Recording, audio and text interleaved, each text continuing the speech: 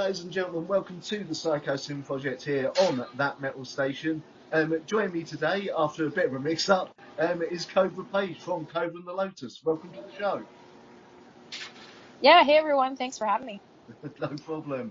Now, you've released your new album, Prevail I soon. Just wondering, how long did the new album take to write? Well, we did something really, really different for ourselves this time around. When we did the classic rock EP, I got this crazy idea to do the next album the way that bands did it in the 70s.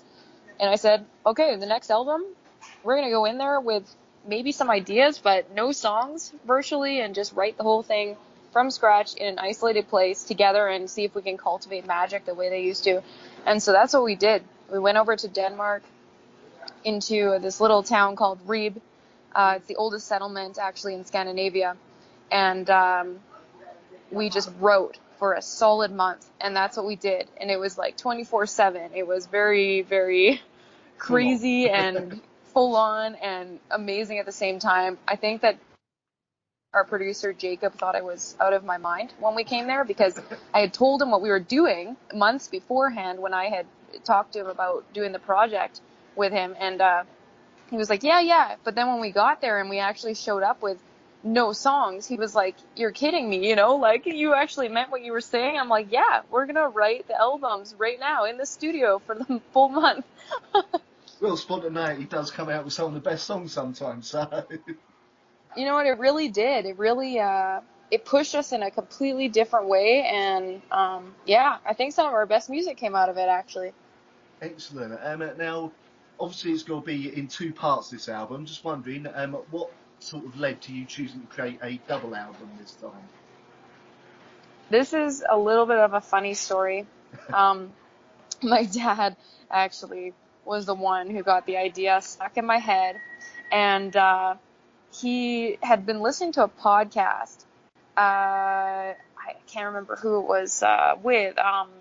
His name. He's out of New York. He always interviews metalheads and stuff like that. He was talking to Bruce Dickinson. Yeah. And Bruce Dickinson was saying no one from the generation in the millennial group of kids really does double albums anymore in metal very often, or rock. And my dad was like, you should do that. And I was like, no way. That's just career suicide, because the first thing I thought of is, how do you make that much quantity of music have the quality that needs to be there? Yeah. And so I naysayed it right off the bat, and then a week later I was like, okay guys, we're doing a double album. And yeah, I remember Yasho just kind of, he didn't say like yay or no way, he was just like kind of like, what, So a lot of blank stares, basically. Yeah, and then everyone jumped right on board and we did it. Well, it's hopefully going to work out for you. Obviously, releasing it in two parts. I believe the new album, first part's out next month, if I remember rightly. Yeah, that's right, May 12th. The rest of the Prevail I comes out. And then Prevail II is out later this year, from what I've been told anyway. I don't know how correct that is. Yeah, launches never go exactly to plan, as you probably have noticed and know. So I'm thinking it's probably going to come out in the end of the year or the very new year, but I think it was a good idea, because I do think the two albums are just as strong as each other. Yeah. And it was too much music to drop on people at once. I think we would have lost a lot of appreciation for what happened, Yeah, I mean, the other thing is, obviously, with that gap, it gives people enough time to grow to fully love all the songs on Prevail 1 before they get another new set of songs without having to wait too long for them as well. Absolutely. Now, with how well received your last album, the absolutely awesome High Priestess, was, did you feel there was a certain amount of pressure to make sure you retain that level of quality within the songs on these new albums? Yeah, I felt pressure for us to exceed it, actually. I think that every album we make just gets stronger and we evolve a little more. And that was the same way we were thinking on this album. It was like, okay, we love High Priestess, and now we gotta exceed that somehow and just push ourselves. And there's no way of really knowing that, like the world always decides what they feel about the music in the end. But Yeah. but what I can say is that, and I think this is really important, is that we as the artists also walk away feeling super proud of what we did. And I know that we feel so proud of what we did. We do think we gave it everything we got, Well, I mean, it's not every day you hear a band suddenly come out saying we got to do a double album. So, Yeah, no kidding. I know. Yeah, dare I man. even ask how the label took to that when you told them? You know what? Napalm was unbelievable. They are such an amazing label, and so far it's been such a great team to work with. I'm so impressed because they put so much effort and time and energy into ideas, um, into interacting with the band. Like they're on top of us more than we're on top of them, which is usually backwards for label scenarios in our past history. We're usually riding the label like, it's been a month, we haven't heard from you guys, so what's going on with this, And it's the other way around with Napalm. They're always pushing us, which is just great. But they were one of the labels that actually always wanted us. Oh, And right. we kept putting out a new album, and Thomas kept coming to us and, saying, we're interested in you guys. And I kept choosing another label. And bless his heart, he still really believed in the band. And so when we had recorded this album, and we're shopping it around, there they were again. And it was just like, you know what? Maybe we've been really overseeing something amazing. And I do think we needed all the experiences from the past because everything shapes you to get where you are today. And we needed to learn a lot. I needed to learn a lot, but we're definitely with the right label. And Yeah, I mean, you've now joined a label. You're on there with label mates like Delane, and obviously it's a sub-label of Metal Blade as well. So you've got Stranger yeah, Band, so you're there with Cannibal Corpse of all people.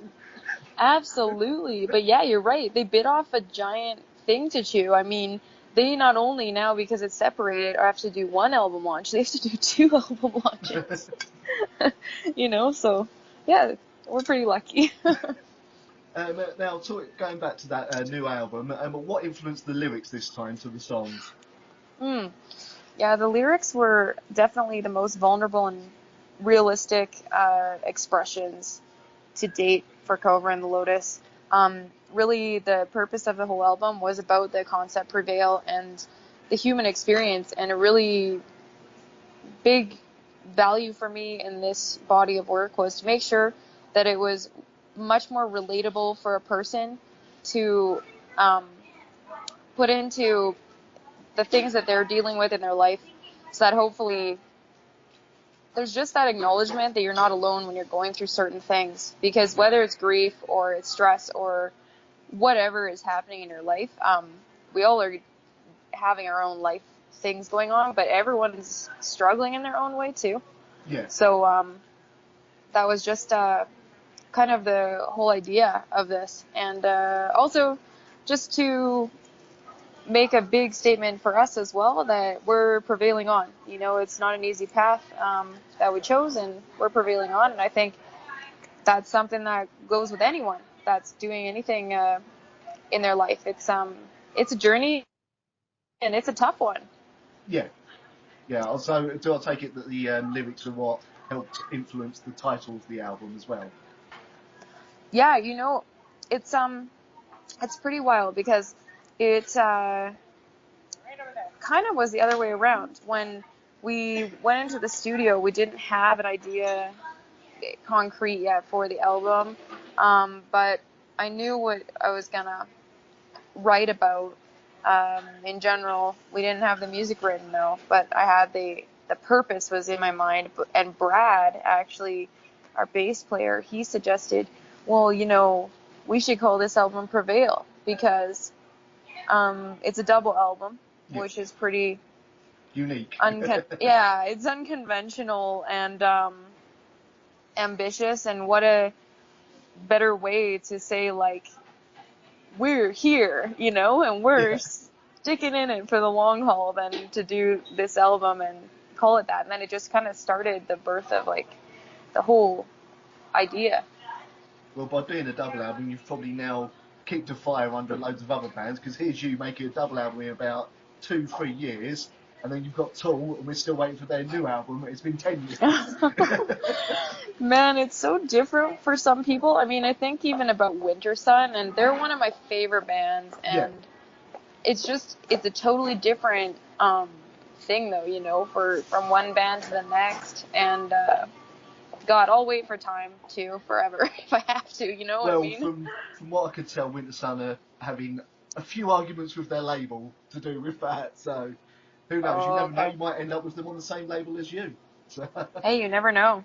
You never know. Anyway, up next, got a question from one of my listeners, known as Sarah GS. She wants to know, in the new song You Don't Know, who's the you in reference to? Oh, I just think anyone that has made me feel unsafe or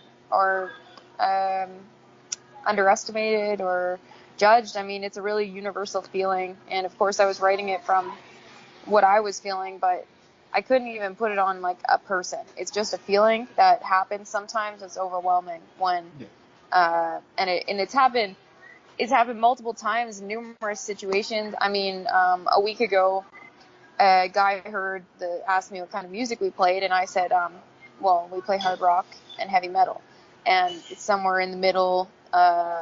Most of it's metal, and I said I can play you a little bit. So I played him You Don't Know up into the chorus, and then he told me that I did a good cover of that song. Right. And I was like, what the hell? You know, like, come on. Yeah. Like, who wrote it then? You know what I mean? Like, it's because some people just assume things, like, that I couldn't write or whatever, that it wasn't our music. It's just crazy what happens. But this happens to everyone, you know. I don't know if I've met anyone who hasn't felt like they've been misunderstood at some point in their life. And it's such a frustrating feeling. We've just got to continue on. I mean, you are as you are, so just keep going on, and, you know, people will realise. Exactly. Now, I mean, over the last 3 albums, starting with your first album, which, if you remember right, was it Into the Pit, the first album? Oh, Out of the Pit, actually. Yeah, Out of the Pit, sorry. I'm getting mixed up with the Exodus song there, aren't I? Through no worries. Kobra and the Lotus, self-titled Then to High Priestess, the sound of Kobra and the Lotus has continued evolving. Do you believe you've now made another leap in sound with the new albums? Yes, I absolutely do. It's been a massive evolution for us, I think, actually. It's the most dynamic music we've also ever made. My vocals and the musicianship is much more colorful in a way that it wasn't before. It was always, you know, a very bright picture, the music that we made with the melodies and stuff. But now, it's just like, it's got such a different level of depth. Yeah. And now, talking about the previous 3 albums, even if I did get the name of the first album wrong there anyway, are there any songs that when you go back and listen to them now that you feel, oh, I could have done that a bit better, or that song could have turned out a little bit better? I think definitely when I go back, not in High Priestess, but go back beyond where the self-titled is, and Out of the Pit, there's definitely stuff in a lot of the songs where I'm like, oh, you know, I can really hear where I was weak as a songwriter, or where we were not strong yet, and it's something though that I don't really wish for in changing though, because it's just part of like a person growing. I mean, if I think about the age that I was when I started writing Out of the Pit with Chris and Matt, the original people that I started the band with, I was like 19 years old, you know? So you're still figuring yourself out. I still had quite an attitude at that point. You can hear it in my tone in Out of the Pit. My voice is like, you know, I'm 21 and this is like, let's fucking do this. Yeah. Yeah, but I don't regret it and I wouldn't change it. I think it would be cool to go back though and redo some of the songs. I'd really love to redo Legend off of Out Yeah. of the Pit, see what that would turn into nowadays, and songs like Sanctuary off the self-titled album, just because I think like the musicianship has improved so much too in the band to the present date. So we could probably do like wonders on evolving some of those songs. Yeah, I mean, it would be difficult because obviously, especially on that self-titled album, you got a few songs on there that are now seen as Kobra and the Lotus anthems. So to mess with them Absolutely. would be a bit difficult. Well, yeah, and those ones, like those ones, I love. They are in my heart, and I would never change them. You know, like Forever One, 50 Shades of Evil. Those are not touchable to me. You know, those are part of our history that need to be part of our history. Yeah. Now you brought up earlier about where you'd done the covers EP, classic rock covers EP, Words of the Prophets. Is there any plans for possibly another covers EP in the future? Yeah, you know, we were thinking about next time we have a little bit of time, maybe after we've finished touring Prevail 1 and 2, Yeah, maybe we'll have some time to just pop in the studio and do something fun like that again. I think it'd be really cool if yeah, we because did that, another country though, you know, like instead of Canada, maybe we do England next time, you know. Um, but it's definitely an idea that hasn't left our minds. well, from what I can remember, it went down really, really well. I played Black Velvet on my show last night, and loads of people absolutely lost their mind over it. So there you go. That's awesome. Thank you. No problem. Really cool to hear. Now, has moving to a different label, do you feel it's helped the band get bigger opportunities and generally just get the word out there better for you than with the previous label you were on? Yes, definitely. Napalm definitely has the infrastructure and team that can connect you to the world in a really great way. And that's something that I think in today's day and age, especially, is a beneficial part of a good label. Because otherwise, sometimes it's not the best choice to even be on a label, and it's better to be independent. But this is something that is a huge part of what they bring to the table for us. And they've opened opportunities that we actually didn't know exist. We didn't know how it worked in that way. I mean, You Don't Know is really getting some good chances on some radio active rock in the U.S., which we never had an opportunity before in our entire lives, you know. So it's a big deal for us just to be added into some rotations, get some exposure in places we had never been played in before, and that's all them, you know. So Yeah, I'm really grateful to them for everything they've done so far, and I think it's just the beginning. yeah. I mean, they've let you start with a double album, and that just shows the amount of trust they've got in yourselves. I So, know, I know, it is. It's quite amazing. now you toured with a band that I've had on the show before, Delane, last year. Now, how was that for you? Because obviously it's a bit of a different crowd to what you're probably used to. Because usually your crowd is more the straightforward metalheads, as it were, as opposed to a more goth crowd. Yeah, you know what? I'd say actually in the history of the band, it was one of the most successful tours for us, though. Oh, The now I feel really crossover, gutted I missed it. yeah, no, the crossover worked incredibly well, and it was the same for Evergrey. It just seemed to be a package that really hit well Yeah, for the crowd every night, and that was really exciting. Yeah, it was. I would say it was one of the best. In my mind, Camelot and Delane actually stick out as being the tours that were the most compatible, like where the fans really took to us more. yeah. I mean, if next time Camelot come to the UK, you need to be playing with them again because I've seen Camelot and I've seen yourself, but I want to see you both together at the same time Oh, over here. thank So, you. now, what do you feel it is about Kobra and the Lotus that has, do you feel that has helped the band stand out amongst all the other bands that have come out over the last few years? um, I think that, well, when I listen to our music alongside a lot of the female friends in my peer group, um, we all sound different from each other. And so Kobra and the Lotus has had some straight up traditional heavy metal that hasn't been complete power metal either. It's like just heavy metal, and that's something that I think was distinguishing us for a long time. And now we're trying to even create more of like a unique sound. And I still, I listen to everything on these playlists recently on Spotify, and I think there's a place for all of us because no one actually sounds like the other, which is really cool. Excellent. Now, obviously, with this being rather a huge release for yourselves, are you looking to do anything special with the live shows on the tour cycle for Prevail 1 and 2? No, probably not.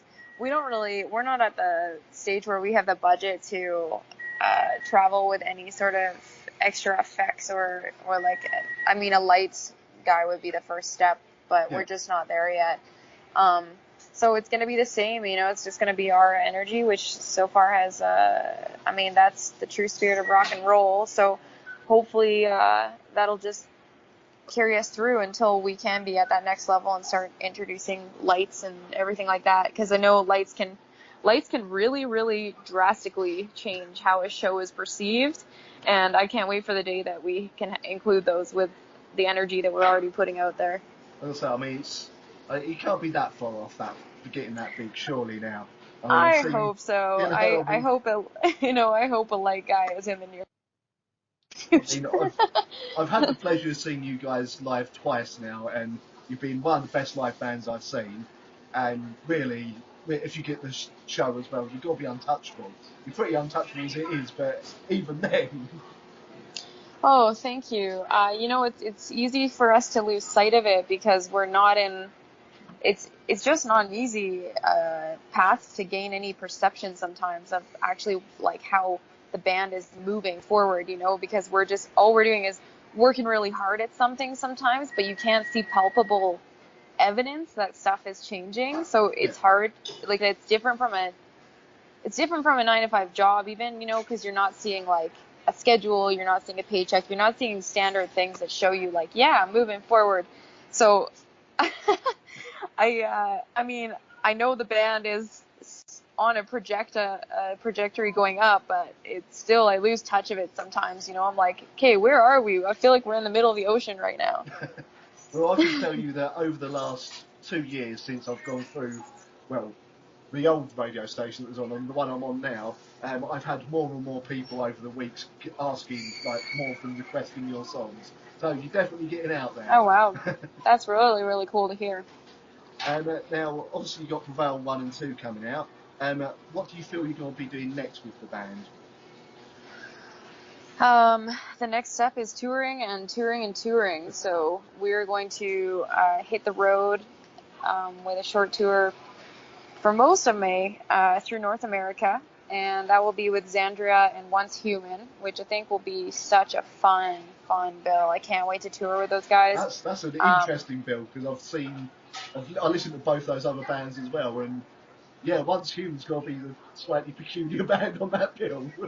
It is, yeah. It is a really diverse bill going on, and I'm actually so excited about it. I think it's going to be so cool, and it's kind of like with the Delane tour, like that was all vocal singing, that wasn't growling. I guess that's a big difference, but it was all different, and I think that actually keeps people's ears refreshed a little more. It's easier to stand through a whole like package when everything's a little different, but I'm excited. I think it's going to be great. And then we're going to head over to Europe, do 4 festivals. We're going to work on all the promo materials for Prevail 2 in between the festivals, such as like the music videos for it and the photos for the album insert. And then we're working on the right now. Hopefully we'll be coming back to the UK and Europe again. We do know there's already Europe confirmed in the later fall, but we're still filling in the rest of it. I'll keep an eye on that because I've got to come see you guys again. I'm also going to say it now, whether they'll hear this or not, but Kobra and the Lotus for download next year. Surely. Oh my God, I know. It's been such a long time. I mean, 2012, that's so long ago, and next year's going to be 2018. Yeah, I would it's been really too long. hope so. Been too I would long. hope so too. Yeah. And finally, have you got anything you'd like to say to all your fans out there? Yeah, I always want to just say thank you guys so much for believing in us, supporting us, and I really hope to see you at some shows sometime soon. I love seeing everyone come out, and yeah, I'm so grateful. Thank you guys very much. We can't do it without you. Much love always. Excellent. Ladies and gentlemen, their new album, Prevail I, is out next month, with Prevail II coming out early next year, later this year. But make sure you check it out. And Kobra, thank you very much for joining me. You are so welcome. Thanks very much. I tried to